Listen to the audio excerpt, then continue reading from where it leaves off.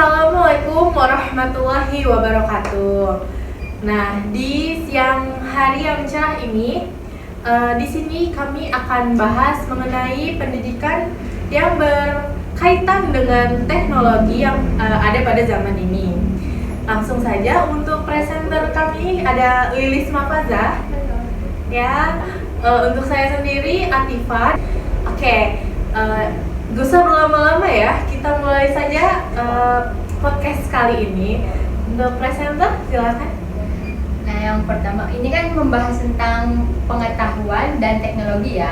Nah, yang pertama itu, apa sih dampak positifnya gadget tuh dalam meningkatkan keefektivitasan dalam belajar? Untuk dampak positif ya Kak? Iya. Kalau menurut saya sendiri tuh banyak ya dampak positifnya. Salah satunya untuk anak-anak zaman sekarang tuh pendidikan. Yang pertama itu kita lebih leluasa mengulas atau mencari-cari sumber-sumber ilmu yang konkret di media sosial. Bisa juga di web-web yang sudah tertera atau seperti Google ya, misal juga ada dulu tuh ada yang namanya Opera ya kayak.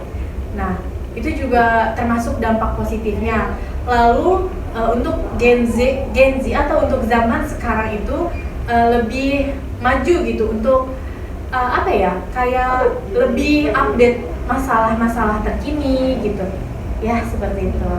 Nah, kan kalau gaya belajar anak-anak mahasiswa itu kan beda-beda ya. Kayak ada yang harus ngedengerin dulu atau harus kayak gimana gitu.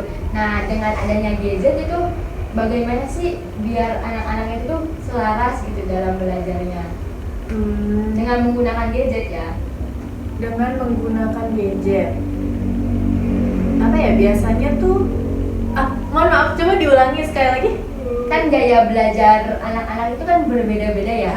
Nah, kan ini kan berhubungan dengan teknologi. Nah, jadi bagaimana caranya gitu biar gaya belajar mereka tuh kayak bukan sama sih, kayak apa ya? Ya intinya bisa selaras gitu dengan menggunakan gadget.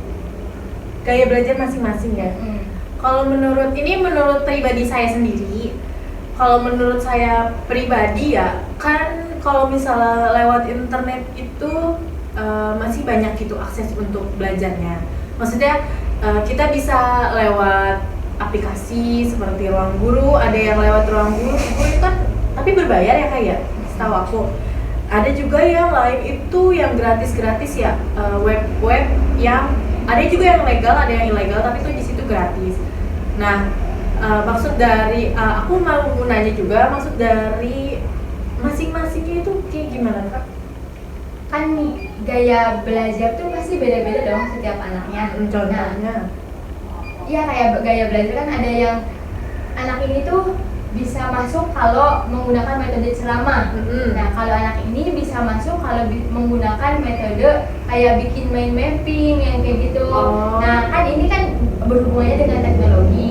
Nah, jadi gimana tuh gaya belajar yang seperti apa yang menggunakan gadget tapi mereka bisa mengerti gitu. Tanpa harus berbeda-beda gaya belajarnya gitu. Apa ya, kalau misalnya gaya belajar yang sama tuh lewatnya pasti lewat YouTube sih Kak.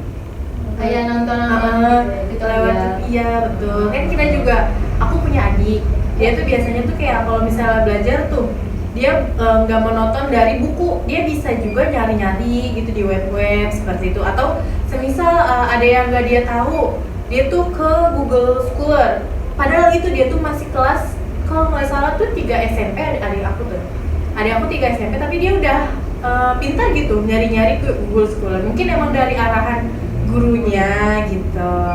Ya menurut aku bagus sih sebenarnya.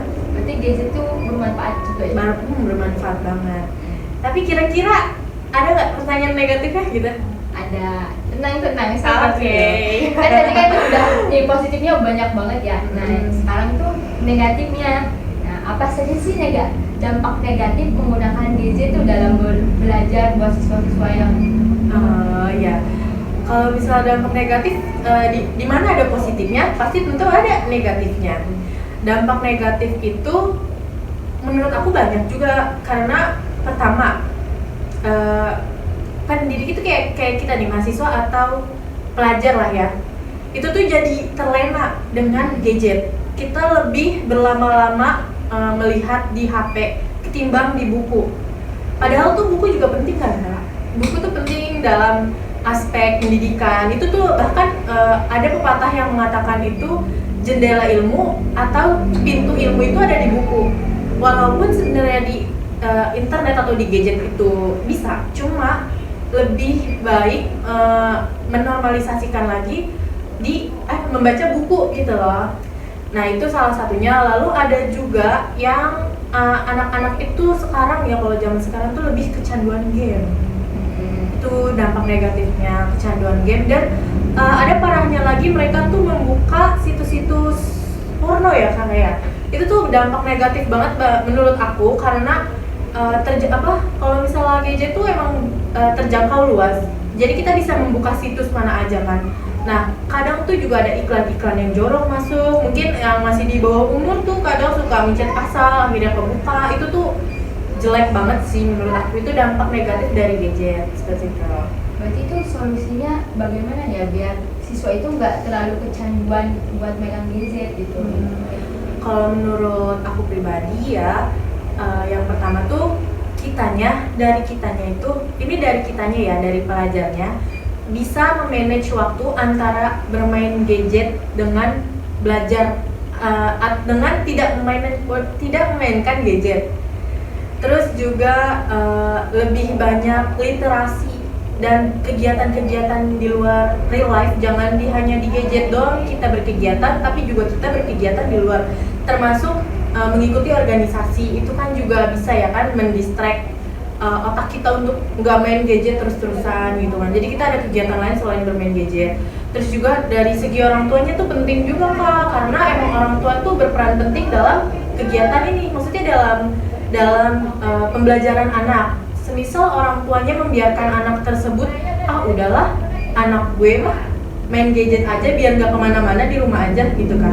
Itu sebenarnya nggak boleh gitu. Jadi anaknya itu malah makin kecanduan game atau kecanduan gadget. Lebih baik orang tuanya juga bisa memanage anaknya untuk bermain gadget gitu loh. Jangan terlena dengan gadget. Jangan mentang-mentang dia, mungkin dari beberapa orang tua ada yang terlalu sayang sama anaknya ya kan Kak.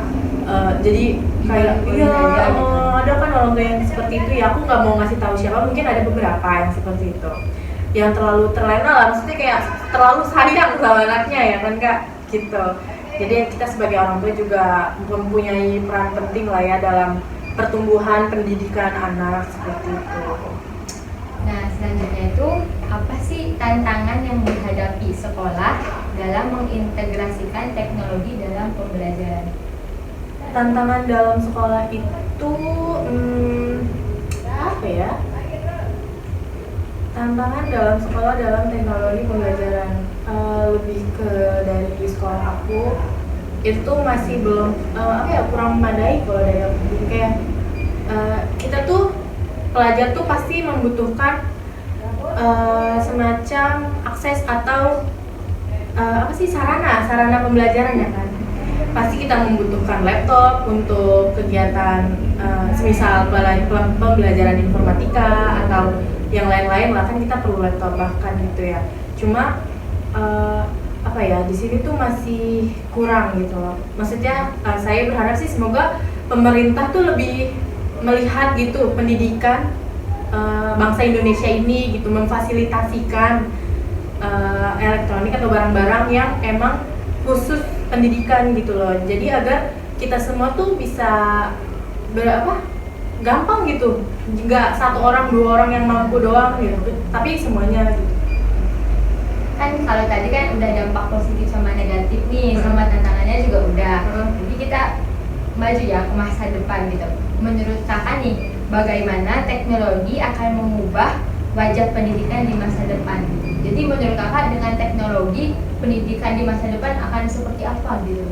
Wah, kalau menurut aku sih karena makin maju ya karena teknologi juga makin maju, kayaknya bakalan bagus sih. Atau kayak kadang suka beredar tuh di AI gitu Indonesia zaman tahun 2000 berapa gitu tuh. Aku bayangan aku tuh udah wah gila sih, maju banget gitu. Ya, seperti itu. Udah? Oke. Begitu saja untuk podcast kali ini. Mohon maaf kalau semisal ada yang kurang atau kata-kata yang kurang mengenakan hati gitu. Di sini saya Atifah sebagai narasumber dan di sini ada Kalilis sebagai narator. Kami pamit untuk undur diri. Sekian, terima kasih. Wassalamualaikum warahmatullahi wabarakatuh.